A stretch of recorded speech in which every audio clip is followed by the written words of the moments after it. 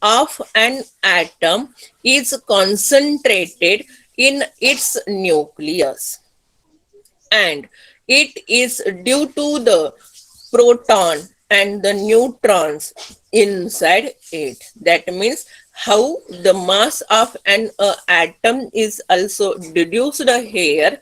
The mass of an atom, which is also concentrated at the nucleus or a central part of an a such atom here.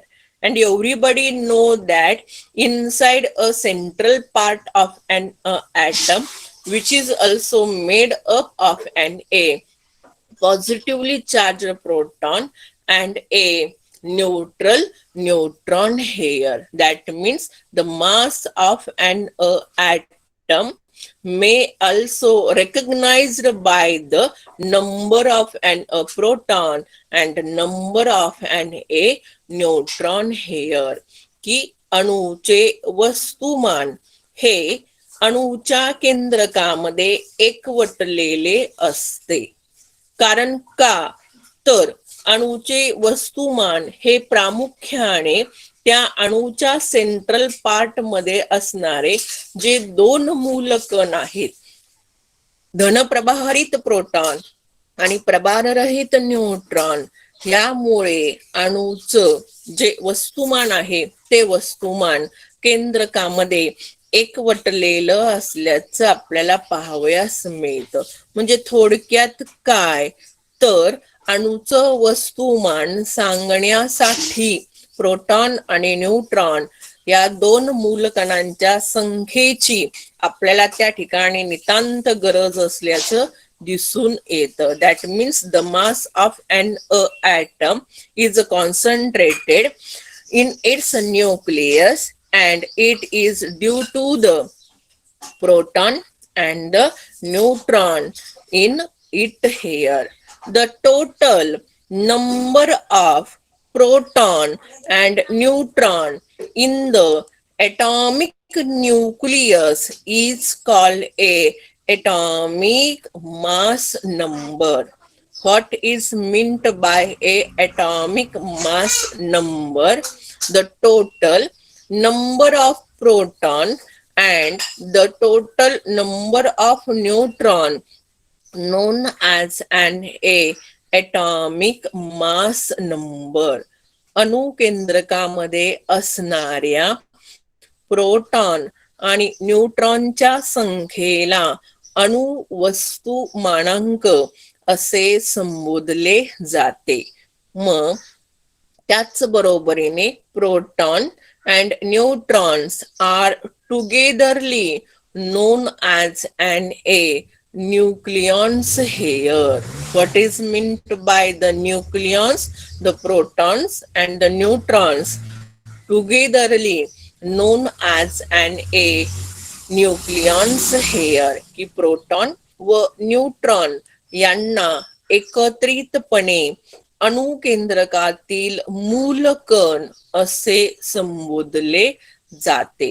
म्हणजे थोडक्यात काय लक्षात घ्यायचं, अणुचं वस्तुमान सांगण्यासाठी अणुकेंद्रकामध्ये असलेली प्रोटॉनची आणि न्यूट्रॉनची काय करायची संख्या सांगायची. म्हणजे थोडक्यात त्यांची काय करायची बेरीज करायची. atomic mass number. What is meant by the atomic mass number?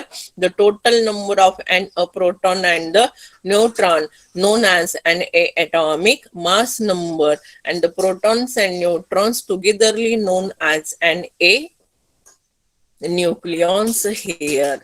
Then an atom is a very tiny. Then how do we determine its mass here?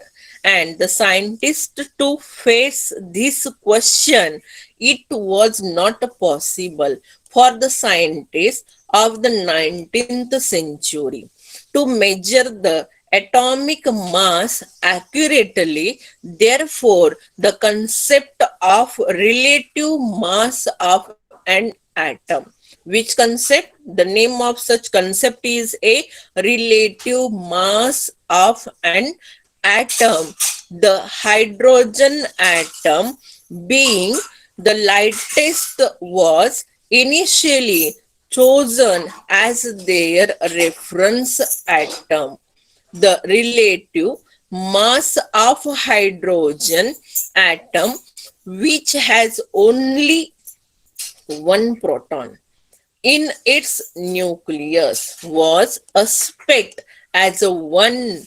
Therefore, the magnitude of relative atomic masses of various atoms become equal to their atomic mass number, that is the addition of a proton and the neutron here. की अणु हा अतिशय सूक्ष्म आहे. मग अतिशय सूक्ष्म असलेल्या घटकाचं वस्तुमान ठरवायचं कसं, हा प्रश्न शास्त्रज्ञांना त्या ठिकाणी पडला होता. मग 19व्या शतकामधील शास्त्रज्ञांनी अणुवस्तुमान अचूकपणे त्या ठिकाणी मोजता येणे काही शक्य नाही. मग त्यावेळी त्यांनी त्या ठिकाणी अणूचं सापेक्ष वस्तुमान ही संकल्पना जी आहे ती संकल्पना त्यांनी अणूचं वस्तुमान मोजण्यासाठी क्रिएट केलेली आपल्याला पाहावयास मिळते. म्हणजे अणूचे सापेक्ष वस्तुमान, that means the relative mass of and atom here. मग ही संकल्पना पुढे आणण्यासाठी आणि त्या संकल्पनेच्या आधारे अणूचं वस्तुमान मोजण्यासाठी त्यांनी प्रामुख्याने संदर्भ घेतला. तो संदर्भ कोणत्या मूलद्रव्याच्या अणूचा घेतला, तर हायड्रोजनच्या अणूचा संदर्भ त्यांनी अणूचं वस्तुमान मोजण्यासाठी त्या ठिकाणी वापरलेला आपल्याला पाहाव्यास मिळतो. आणि मग हायड्रोजनचा जो अणू आहे तो अणू सर्वात काय आहे, हलका आहे. का, तर त्याचा अणुअंक किती आहे, 1 आहे. मग 1 असल्या कारणाने त्या ठिकाणी आपोआपच हायड्रोजनचा अणू हा वजनाने सर्वात हलका असल्याने सुरुवातीच्या कालावधीमध्ये हायड्रोजनच्या अणूचा संदर्भ त्या अणूचं, प्रत्येक मूलद्रव्याच्या अणूचं वस्तुमान मोजण्यासाठी वापरण्यामध्ये आलेला पाहावयास मिळतो. मग ज्याच्या केंद्रकामध्ये केवळ 1 प्रोटॉन आहे अशा हायड्रोजन अणूचे सापेक्ष वस्तुमान 1 आहे असं स्वीकारण्यात आलं. संज्ञा 1, atomic number 1, atomic mass number 1, म्हणजे सगळं हायड्रोजनचं काय आहे, 1 असल्याचं आपल्याला पाहावयास मिळतं. मग त्याचं त्या ठिकाणी इलेक्ट्रॉनिक कॉन्फिगरेशन केलं तर के मध्ये 2 ची घट क्षमता आहे, पण हायड्रोजन मध्ये त्या 2 असल्यामुळे आपण 1च दाखवू शकतो. आणि मग हायड्रोजनच्या केंद्रकामध्ये आपण 1च प्रोटॉन दाखवू शकतो. परिणामी त्या ठिकाणी जेवढे प्रोटॉन तेवढेच काय असतात, न्यूट्रॉन. मग प्रोटॉन 1 अधिक 1 न्यूट्रॉन म्हणजे त्या ठिकाणी H2, हायड्रोजनचे 2 रेणू त्या ठिकाणी तयार झालेले आपल्याला पाहावयास मिळतात.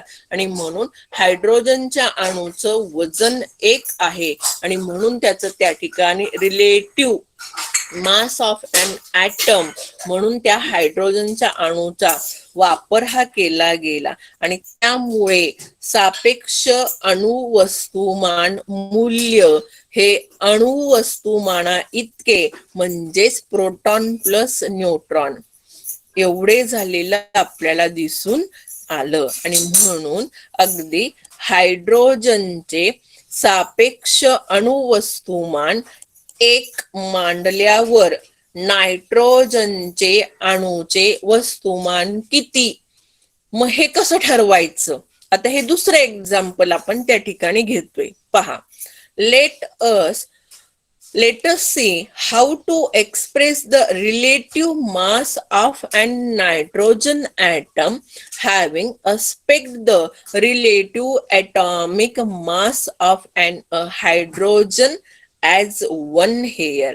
हायड्रोजनचं सापेक्ष अणुवस्तुमान एक आहे असं गृहीत धरल्यानंतर किंवा मांडल्यानंतर नायट्रोजनच्या अणूचे वस्तुमान किती हे आपण कसं ठरवायचं, तर the mass of one nitrogen atom is 14 times that of the hydrogen atom. Therefore, the relative mass of nitrogen atom is 14. This is how to relative atomic masses of various elements were determined.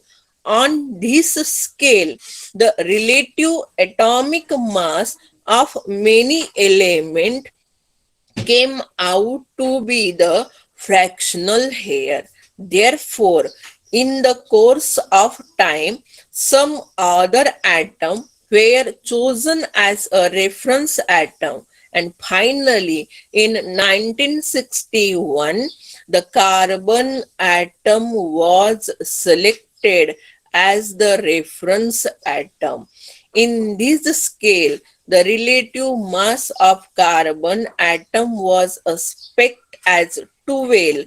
The relative atomic mass of hydrogen atom compared to the carbon atom becomes a 12 into 1 upon 12, that is a 1 here. He 12 into 1 upon 12, 12 ला 12 गेला, शिल्लक किती राहिला, एकच राहिला. And the mass of one proton and the one neutron on the scale of relative atomic masses approximately 1 here.